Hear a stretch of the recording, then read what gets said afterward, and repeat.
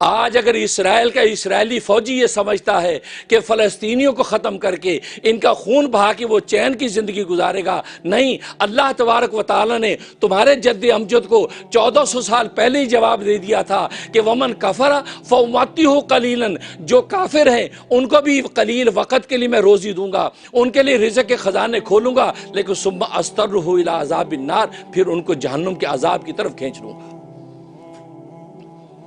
مظلوم فلسطینی پر ظلم ڈھانے والا جہنم کے عذاب سے مطمئن نہ ہو جائے۔ اللہ تبارک و تعالیٰ نے تمہارے جد امجد کو، تمہارے امام الناس کو، ابراہیم خلیل اللہ کو کہہ دیا تھا کہ ان کافروں کو میں پھر جہنم میں کھینچوں گا۔ وہ بیس المصیر اور جہنم کا ٹھکانہ بڑا خطرناک ہے، بڑی بری جگہ ہے۔ تو دیکھو، تو گویا کہ امن یہ سب سے پہلی ترجیح انبیاء کرام علیہ الصلوۃ والسلام کی، اور اس امت کے لیے، اس امت پر ظلم ڈھایا جاتا ہے، فلسطین کے اندر اس فلسطینی پر ظلم ڈھایا جاتا ہے جو امت محمدیہ کا فرد ہے۔ اور امت محمدیہ کون ہے؟ اللہ اکبر، سرکار دو عالم صلی اللہ علیہ وسلم جب بیت اللہ سے بیت المقدس کی طرف تشریف لے کے گئے، اسراء و معراج کا واقعہ پیش آیا، جس کو قرآن نے کہا سبحان الذی اسریٰ بعبدہ لیلا من المسجد الحرام الی المسجد الاقصی، کہ مسجد حرام سے مسجد اقصی کی طرف گئے، اور وہاں پر آپ نے انبیاء اکرام علیہ الصلوۃ والسلام کی امامت کی۔ خود فرماتے کہ جب بیت المقدس میں داخل ہوا تو انبیاء اکرام علیہ الصلوۃ والسلام کھڑے ہیں، سارے انبیاء، کم و بیش 1,24,000 انبیاء اکرام علیہ الصلوۃ والسلام۔ انتظار کس کا ہے؟ امام کا انتظار ہے۔ مقتدی کھڑے ہیں، امام نہیں ہے۔ حضرت جبرائیل علیہ الصلوۃ والسلام مجھے لے کے جاتے ہیں، عین مصلی امامت پہ پہنچتے ہیں اور مجھے اشارہ کرتے ہیں آپ مصلی امامت پہ کھڑے ہو کے ان انبیاء اکرام کو نماز پڑھائیے۔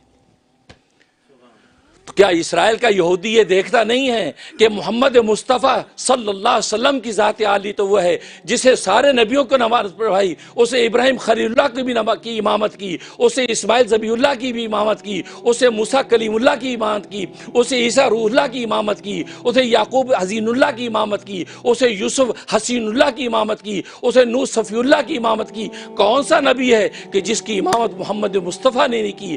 آج اس محمد مصطفیٰ کی امت پر ظلم ڈھایا جاتا ہے، اس کے خون کو پانی سے زیادہ سستا سمجھا جاتا ہے۔ یاد رکھو، تم کسی خوش فہمی میں ہو، اور تمہاری خوش فہمی زیادہ عرصہ رہنے والی نہیں ہے، تمہاری خوش فہمی بہت جلدی مٹنے والی ہے۔ اس لیے تمہارے جد امجد کو یہ بات کہہ چکے ہیں۔ اللہ تبارک و تعالیٰ نے 1400 سال پہلے یہ حقیقت کھول دی تھی کہ محمد مصطفیٰ صلی اللہ علیہ وسلم کو جو مقام عطا کیا گیا ہے، سارے نبیوں میں کسی کو یہ مقام حاصل نہیں، وہ سب کے امام بن گئے اور سارے کے سارے نبی اس کے مقتدی بن کے سامنے آئے۔ اللہ اکبر۔ اور بیت المقدس میں امامت کرانے کا مقصد یہ تھا کہ بیت المقدس والوں کا نبی بھی محمد ہے، اور بیت اللہ کے رہنے والوں کا بھی نبی محمد ہے، ساری کائنات انسانی کا بھی اگر نبی ہے تو محمد مصطفیٰ احمد مجتبیٰ صلی اللہ علیہ وسلم ہے۔ اس لیے وہاں بیت اللہ کے اندر بیت المقدس امامت کروائی تاکہ یہود بھی سمجھ جائیں، نصارہ بھی سمجھ جائیں، اب یہ کافت للناس، ساری انسانیت کا نبی بن کے آیا ہے۔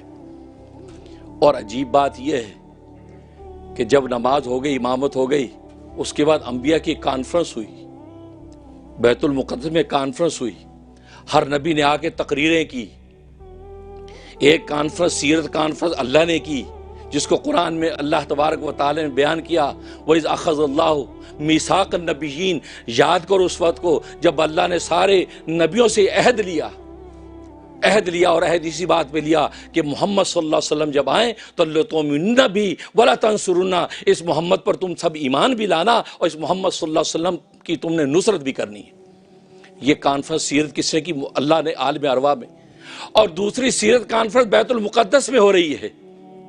سب سے پہلے ابراہیم علیہ الصلوۃ والسلام آ کے تقریر کرتے ہیں، وہ اللہ کا شکر کرتے اور اپنے فضائل بیان کرتے ہیں کہ اللہ نے مجھے یہ فضائل عطا کیے ہیں، تحدیث نعمت کے طور پہ ذکر کرتے ہیں۔ پھر موسیٰ کلیم اللہ آتے ہیں، پھر حضرت داؤد علیہ الصلوۃ والسلام آتے ہیں، پھر عیسیٰ روح اللہ آتے ہیں۔ ہر نبی باری باری آتا رہا اور آ کے اپنے فضائل بیان کرتا رہا کہ اللہ تبارک و تعالیٰ نے مجھے یہ نعمت عطا کی ہے، اللہ نے مجھے یہ مقام دنیا میں عطا کیا۔ اور سب سے آخر میں محمد مصطفیٰ احمد مجتبیٰ صلی اللہ علیہ وسلم آ کے بیان کرتے ہیں۔ اور آخری مقرر کون سا ہوتا ہے؟ جو سب سے بڑا مقرر ہوتا ہے، سب سے بڑا مقرر آخر میں آتا ہے۔ آپ آئے اور آپ نے اپنے 10 فضائل بیان کی، 10، کہا کہ الحمدللہ الذی ارسلنی رحمۃ للعالمین، تمام تعریفیں اس اللہ کے لیے ہیں کہ جس نے مجھے رحمت للعالمین بنا کے بھیجا، سارے جہانوں کے لیے مجھے رحمت بنایا ہے، جمادات کے لیے بھی رحمت، نباتات کے لیے بھی رحمت، معدنیات کے لیے بھی رحمت، حیوانات کے لیے بھی رحمت، انس و جنات کی بھی رحمت، ملائکہ ارض و سماوات کی رحمت، کائنات کے ذرے ذرے کی رحمت، آسمان و زمین کی فضاؤں کے لیے رحمت، ملائکہ کے لیے رحمت، کائنات انسانی کا کوئی ایسا شعبہ نہیں ہے، عالم کا کوئی کونا خدرہ ایسا نہیں ہے جس کے لیے میری ذات رحمت نہ بن کے آئی ہو۔ پہلی فضیلت یہ بیان کی، اور دوسری وکافت للناس بشیرا و نذیرا، کہ مجھے اللہ تبارک و تعالی نے پورے جہانوں کے لیے نذیر اور بشیر بنا کر بھیجا ہے، میں بشارتیں دینے والا ہوں اور ڈرانے والا ہوں اللہ کے عذاب سے۔ جو اللہ کے تابعدار یعنی وفادار رعایا ہے ان کو تو میں بشارتیں دیتا ہوں، اور جو غدار رعایا ہے اس بادشاہ حقیقی کی ان کو میں ڈراتا ہوں اللہ کے عذاب سے۔ دوسری فضیلت یہ بیان کی، اور تیسری فضیلت بیان کی وہ انزل الفرقان، کہ اللہ تبارک و تعالی مجھ پر قرآن کریم نازل کیا، اور ایسا فرقان، ایسا قرآن مجھ پہ نازل کیا کہ جس کے اندر کائنات کے انسانی کی ہر چیز کی تشریح موجود، کہیں اجمالی طور پر، کہیں اشارتاً، کہیں صراحتاً، گویا کہ دنیا کے ہر چیز کا بیان اور ہر مضمون قرآن میں بیان کر دیا۔ یہ تیسری فضیلت بیان کی، اور چوتھی فضیلت بیان کی کہ مجھے جو امت اللہ تبارک و تعالی نے عطا کی ہے، اس امت کو اللہ تبارک و تعالی نے خیر امت بنایا ہے، اور اخرجت للناس، اور خیر امت کو اپنے نفع کے لیے نہیں بلکہ دوسری انسانیت کے نفع کے لیے پیدا کیا ہے۔ یاد رکھو، ہم اپنے لیے پیدا نہیں ہوئے، ہم اپنے نفع کے لیے پیدا نہیں ہوئے، ہم اوروں کے نفع کے لیے پیدا کیے گئے۔ ہماری زندگیاں، ہمارے اوقات، ہمارے نشیب و فراز، ہماری شب و روز، ہماری حرکت و سکون ہماری اپنے لیے نہیں ہے۔ یاد رکھو، کبھی اپنے لیے زندگی نہ گزارو، تم اوروں کے لیے پیدا کیے گئے ہو، تم یہودیت کو ہدایت دینے کے لیے پیدا کیے گئے ہو، تم عیسائیت کو رائے حق بتانے کے لیے پیدا کیے گئے ہو، تم ہندو مت کو سیدھا راستہ دکھلانے کے لیے پیدا کیے گئے ہو، تم دوسروں کے لیے پیدا کیے گئے ہو۔ اور یہ فضیلت اللہ کے نبی نے انبیاء کے سامنے اخرجت للناس، میری اس امت کو اللہ نے دوسرے انسانوں کے لیے پیدا کیا ہے، اس لیے کہ ہم انسان ہونے کے ساتھ مسلمان ہیں، لہذا انسان ہونے کے بعد مسلمان، انسان سے اوپر کا ایک درجہ مسلمان، ہمیں اللہ تبارک و تعالی مسلمان بنایا، اور یہ انسان ہمارے پیچھے چلیں گے اور ہم رہنما بن کے آگے آگے چلیں گے۔ یہ فضیلت بیان کی، اور پانچویں فضیلت یہ بیان کی کہ فرمایا کہ میری اس امت کو اللہ تبارک و تعالی نے اولین اور آخرین بنایا۔ اولین کا مطلب یہ ہے کہ مقام کے اعتبار سے اول درجے میں رکھا ہے، اور آخرین کا مطلب یہ ہے کہ ظہور کے اعتبار سے اس امت کو سب سے آخر میں لائے۔ آئی امت آخر میں ہے لیکن درجہ پہلا پا گئی ہے، نمبر اول ہو گئی، پایا آخر میں، تو گویا کہ اس کو امت کو اولین اور آخرین بنایا ہے۔ اس کے بعد فرمایا کہ مجھے اللہ تبارک و تعالی نے شرح صدر عطا فرمایا، شرح علی صدری، میرے سینے کو کھول دیا، کشادہ کر دیا اللہ تبارک و تعالی میرے سینے کو، نبوت کا جو کام مجھے دیا تھا اس کا ایسا شرح صدر مجھے عطا کر دیا کہ گویا کہ دن رات لگا کے پھر امت کو، گویا کہ امت اجابت ہو یا امت دعوت ہو، ان کو حق کی راہ بتانے میں زندگی صرف کر رہا ہوں۔ اور اگلی فضیلت بنائی وَوَضَعَنِّي وِزْرِي، کہ میرے بوجھ کو دور کر دیا، کہ بار نبوت بڑا بھاری بوجھ تھا لیکن اللہ تبارک و تعالی اس نبوت کے بوجھ کو میرے لیے ہلکا کر دیا، اور پیغام حق میرا کسی نہ کسی طریقے سے دنیا کے کونے کونے کے اندر پہنچ کے رہے گا۔ اللہ اکبر۔ اور اس کے بعد فرمایا کہ وَرَفَعَ لِي ذِکْرِي، پھر میرے ذکر کو بلند کر دیا، میرے لیے میرے ذکر کو بلند کر دیا، اور ایسا بلند کر دیا کہ ایمان لانے والا اشہدو ان لا الہ الا اللہ کہہ کے رک نہیں سکتا جب تک کہ اشہدو ان محمد رسول اللہ نہیں کہتا ہے۔ مؤذن اذان دینے والا اشہدو ان لا الہ الا اللہ کہہ کے رک نہیں سکتا جب تک کہ اشہدو ان محمد رسول اللہ نہیں کہتا۔ نماز پڑھنے والا جو اللہ کی نماز لے کے آیا ہے، اللہ کی نماز پڑھ رہا ہے، اللہ کی توحید کے تصور کے ساتھ اللہ کے سامنے ہاتھ باندھ کے کھڑا ہے، وہ نماز مکمل نہیں کر سکتا جب تک مجھ پر صلاۃ و سلام نہیں بھیجتا ہے۔ مجھے اتنا اونچا مقام دیا، میرے ذکر کو بلند کر دیا۔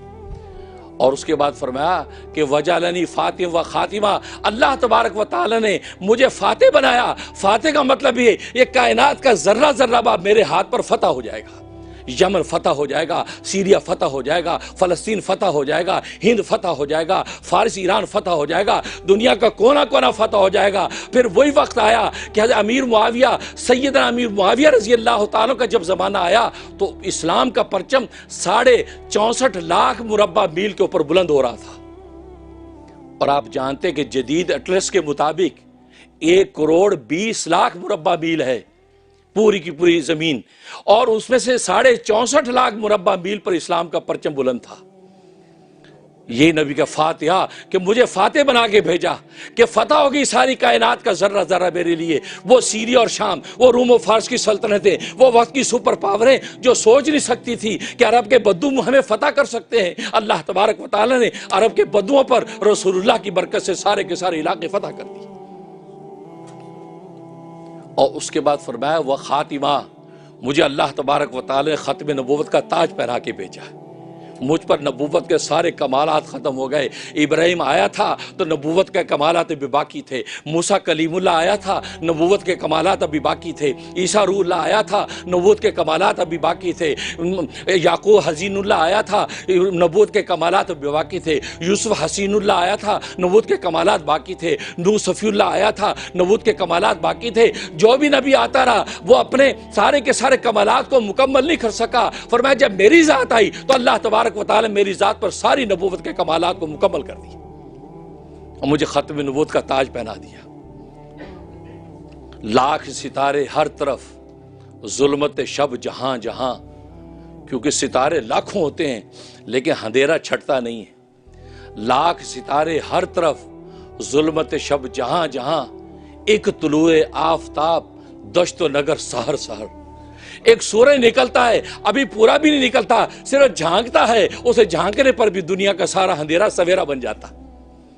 رسول اللہ صلی اللہ علیہ وسلم وہ آفتاب نبوت ہیں۔ سارے نبی تو ستارے بن کے آئے، ایک محدود امت کے لیے۔ کوئی ایک قوم کا نبی بن کے آیا، کوئی علاقے کا بن کے آیا، کوئی صوبے کا بن کے آیا، کوئی شہر کا بن کے آیا، کوئی ایک ملک کا بن کے آیا، لیکن محمد مصطفیٰ آئے تو پوری کائنات کا نبی بن کے آیا، عالمگیر نبوت لے کے آئے، اور اسے جھانکا ہی تھا، اور جھانکنے پر ہی اللہ تبارک و تعالی نے کائنات کے اندھیروں کو سویروں میں بدل دیا۔ چنانچہ حدیث میں آتا ہے کہ جب آپ کا حمل بی بی آمنہ کے رحم میں ٹھہرا ہے، جیسی حمل ٹھہرا ہے تو کائنات انسانی کے سارے بت اوندے منہ گر گئے۔ جہاں جہاں بھی بت تھے دنیا کے اندر اوندے منہ گر گئے۔ یہاں تک کہ عبد المطلب آپ کے دادا فرماتے ہیں میں اس وقت بیت اللہ کے اندر تھا، طواف کر رہا تھا، اور میں حیران تھا کہ بیت اللہ کے 360 بت سب کے سب اوندے گر گئے۔ میں ان کو سیدھا کرتا ہوں پھر اوندے گر جاتے ہیں، سیدھا کرتا ہوں پھر اوندے گر جاتے ہیں۔ میں حیران تھا کہ یہ کون سا عجیب و غریب واقعہ پیش آیا۔ اصل میں بات وہی تھی کہ جیسے سورج جھانکتا ہے اور جھانکنے پر ہی اندھیرا چھٹنا شروع ہو جاتا ہے، رسول اللہ صلی اللہ علیہ وسلم کا رحم کے اندر ٹھہرنا تھا تو گویا کہ اشارہ دے دیا کہ وہ محمد آگے جو دنیا سے شرک کی گندی کو مٹا دے گا، بت پرستی اب ختم ہو جائے گی۔ ذرا زوردار لگاؤ بھائی، نعرہ تکبیر، نعرہ تکبیر، نعرہ رسالت، محمد رسول اللہ، نعرہ رسالت، تاجدار ختم نبوت، تاجدار ختم نبوت۔ تو دوسری مرتبہ جب آپ کی ولادت ہوئی تو پوری کائنات انسانی کے بت اوندے منہ گرے، 2 مرتبہ گرے۔ اور روم کے اندر، فارس کے اندر آگ جل رہی تھی، جو 70 سال سے آگ جل رہی تھی، اس آگ کی پوجا پاٹ ہو رہی تھی، اچانک وہ آگ بجھ گئی۔ وہ حیران ہو گیا کہ یہ آگ کیوں بجھی؟ جب تحقیق کی پتہ چلا آگوں کی پوجا کرنے والا مٹانے والا آ گیا ہے، وہ اب توحید کا ٹھنڈا پانی ایسا چھڑکے گا تمہاری جو شرک کی ساری آگیں اب بجھ جائیں گی۔ 2 مرتبہ لکھا روایات میں آتا ہے عیسیٰ علیہ السلام جب پیدا ہوئے تھے اس وقت بھی کائنات انسانی کے بت گر گئے اوندے منہ، ان کے پیدا ہونے پر بھی گرے، کیونکہ وہ بھی شرک کی گندگی مٹانے کے لیے آئے، اور وہ قرب قیامت میں پھر دوبارہ آنے والے ہیں۔ لیکن رسول اللہ صلی اللہ علیہ وسلم کی خصوصیت یہ ہے کہ آپ کے حمل میں ٹھہرنے کے وقت بھی بت گرے ہیں اور آپ کی ولادت کے وقت بھی بت گرے ہیں۔ تو اس لیے فرمایا کہ خاتمہ کہ مجھے ختم نبوت کا تاج پہنا کے بھیجا ہے۔ اب جب یہ فضائل رسول اللہ نے بیان کیے تو ابراہیم علیہ السلام دوبارہ سٹیج پر آ گئے، بیت المقدس میں کانفرنس ہو رہی، سٹیج پہ آ گئے، فرمایا سارے انبیاء کو خطاب کر کے کہا افضلکم محمد صلی اللہ علیہ وسلم، اوہو یہ وہ فضائل ہیں جو محمد نے بیان کیے ہیں۔ آج ہم حیران تھے کہ محمد امام بن گیا، ہم مقتدی بن گئے، یہ بعد کا آنے والا نوجوان ہم بڈھوں کا بھی امام بن گیا اور ہم مقتدی بن گئے، اور کم و بیش سارے نبی اس کے پیچھے ہیں اور یہ سب سے آگے ہے، آیا سب سے آخر میں سب سے اول چلا گیا۔ آخر وجہ کیا ہے؟ فرمایا افضلکم محمد صلی اللہ علیہ وسلم۔ ابھی میں نے محمد صلی اللہ علیہ وسلم کے جب فضائل سنے ہیں میں سمجھ گیا ان اوصاف کی وجہ سے اللہ نے ان کو ہمارا امام بنایا۔ اس محمد کی امت ہے، اس کو کوئی مائی کا لال مٹا نہیں سکتا۔ تم فلسطینیوں پہ بمباریاں کرو، ان کے بم برساؤ، کچھ بھی کر لو، دنیا کی کوئی ایسی سپر پاور طاقت آج تک پیدا نہیں ہوئی جو محمد کی امت کو مٹا سکے۔ یہ وہ محمد کی امت ہے جو مٹتی چلی جاتی ہے اور بڑھتی چلی جاتی ہے۔ آج 1400 سال سے اسلام کی قربانیاں آپ دیکھیں، قربانیاں ہی قربانیاں ہیں، خون کی نہریں بہہ رہی ہیں۔ چنگیز خان نے آگے بھی ایسے ظلم و ستم ڈھائے تھے، انہیں سوروں کے کھوپڑیوں کے مینار بنا ڈالے تھے، لیکن محمد کی امت مٹی نہیں، بلکہ انہی چنگیزیوں کے گھروں، ان تاتاریوں کے گھروں کے اندر سے اسلام کے پرچم بلند ہونے لگے۔ اس لیے آج اسرائیل دھوکے میں نہ رہے کہ فلسطینیوں کو مٹا لیں گے اور قبلہ اول کو قبضہ کر لیں گے۔ نہیں، یہ فلسطینی خون کے نذرانے پیش کریں گے اور یہ خون، یہ چراغ کے لیے تیل ثابت ہوگا اور اسلام کا چراغ بلند رہے گا۔ اور قرآن میں اللہ نے کہا کہ اس چراغ کو مٹا نہیں کوئی سکتا، کافر جتنی بھی کوشش کر لیں، مشرک جتنی بھی کوشش کر لیں، لیکن اسلام کا یہ چراغ مٹے گا نہیں، بلکہ ان کی کوشش کے باوجود بڑھتا چلا جائے گا۔ آج فلسطینیوں پہ ظلم اور دنیا ساری خاموش، امریکہ جیسا سپر پاور، پوری دنیا میں عدل کی بات کرنے والے، انسانی حقوق کی گفتگو کرنے والے کہاں ہیں؟ کیوں نہیں آج بولتے؟ آج ہم امریکہ سے بھی مطالبہ کرتے ہیں، اگر امریکہ کی ایجنسیوں کے لوگ یہاں میرے مجمع میں اگر موجود ہیں، وہ میرے اس پیغام کو وائٹ ہاؤس تک پہنچائیں۔ عالمی قوتیں بھی اس میڈیا کے ذریعے میرے پیغام کو سنیں۔ آج ہم اس ہزاروں لوگوں کے سامنے اس قرارداد پیش کرتے ہیں، ہم یہ درخواست کرتے ہیں، مطالبہ کرتے ہیں کہ اس مظلوم جو فلسطینی ہیں ان کے لیے عدل و انصاف کے پرچم کو بلند کرے۔ فلسطین کے اندر جو خون بہایا جا رہا ہے، ان خون بہانے والے ظالموں کو کیفر کردار تک پہنچائے، قانون کے کٹہرے کے اندر کھڑا کی جائے۔ گویا کہ جنگی جو ہے ارتداد جو کر رہے ہیں اور جنگی تصرفات جو کر رہے ہیں، وہ اس کٹہرے کے اندر کھڑا کر کے ان سے سوال کیا جائے۔ آج ہزاروں کو مجمع امریکہ، وائٹ ہاؤس اور اسٹیٹ ڈپارٹمنٹ سے ہم درخواست کرتے ہیں کہ مظلوم جو فلسطینی ہیں ان کی داد رسی کے لیے کچھ نہیں کر سکتے، کم از کم ایک بیان تو داغ دیں، دو الفاظ تو کہہ دیں، کچھ نہیں کر سکتے۔ اور ہم مطالبہ کرتے ہیں کہ جو اقوام متحدہ کی قرارداد، جو چارٹر اقوام متحدہ کا فلسطینیوں کے لیے طے ہو چکا، جو فیصلہ ہو چکا ہے، اس فیصلے کے مطابق جو ہے فلسطینی اسٹیٹ کو تسلیم کیا جائے اور فلسطین کے اندر اسلام کے پرچوں کو بلند کیا جائے۔ اللہ اکبر، اللہ اکبر، اللہ اکبر۔ تو کیا آپ سب حضرات اس بات کو تسلیم کرتے ہیں کہ اقوام متحدہ کے چارٹر کے مطابق فلسطینی کو ان کا حق دیا جائے اور اسرائیلیوں کو ان کے علاقوں سے نکالا جائے، انخلا کیا جائے؟ اسرائیلی شروع وقت میں جس حصے کے اندر تھے اسی حصے کے اندر رہیں اور فلسطینیوں کے علاقے کو چھوڑیں، اور اقوام متحدہ اس پہ اقدام کرے، آگے بڑھے اور وہ آگے بڑھ کے اپنے چارٹر کے اوپر عمل کروائے۔ اگر شرافت کے ساتھ اسرائیل مانتا تو ٹھیک ہے، ورنہ سختی کے ساتھ اس کو نمٹا جائے۔ تو کیا آپ حضرات منظور کرتے ہیں؟ تکبیر، تکبیر، تکبیر، نعرہ رسالت، نعرہ رسالت، تاجدار ختم نبوت، تاجدار ختم نبوت۔